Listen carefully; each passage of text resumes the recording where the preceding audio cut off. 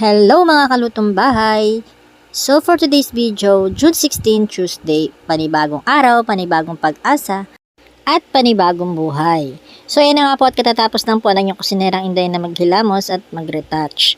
Habang si Mr. ay nandun sa kubo at inaayos yung kutsita na niluto namin kagabi pag uwi namin galing ng Robinson. So din nga sa bahay ay nakapagsalang na rin po ako ng labahin dahil bago nga po ako pumunta ay iyan na po ang aking morning duty. Yung magsalang ng labahin bago magluto. So, andin na nga ako sa kubo at isusuot ko ang aking uniforme sa araw-araw. Ang ating unang lulutuin for today ay yung ating puto cheese. Habang si Mr. ay naayos yung ating kutsinta. So, magluluto din kami ngayon ng purple biko.